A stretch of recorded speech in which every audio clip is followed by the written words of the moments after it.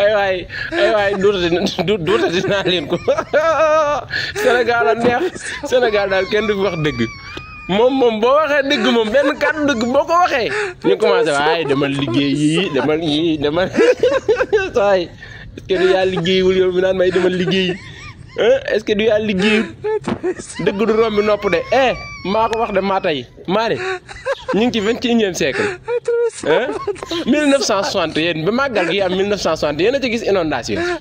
ñu ngi ci ban année 2023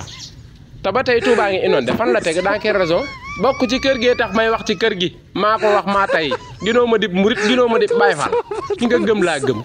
déggoo ma de ki nga gëm laa gëm maa la gën a gëm Bamba ginoo maa gëm Seera Faal dëgg Baay Faal lay wax ak yow de déggoo wax bi de maa ne inondation bi tegul fenn 1960 màggalug 1960 1962 ay kii ak yooyu yéen a ci gisoon ay inondation ak yooyu judduma nag li may wax ma mag mais est-ce que inondation am na ca aman na ca amu ca 2023 21e siècle ba tey inondation nga am danaa metti maa ko maa tey de à propos ay demal liggéey ak yooyu nag saa est-ce que yaa war a liggéey wuti am xëy man maay baax de maay baax 1960 Sénégal ko fi wax dëgg mu naan ay c'est que ça di rek demal liggéey ak màggalug 1960 inondation amu ca bu ñu demee ba 2023 inondation day am te ba waxee ñun la jël na nangami milliards def ko Touba pour inondation yi te ba tey Touba nga inondé waaye léegi duñ xool lan moo tax Touba continuer inondé dalaa metti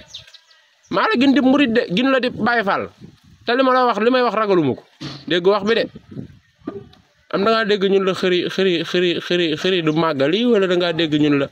du ma dem Touba wala lan mooy sa problème waaye va te faire foutre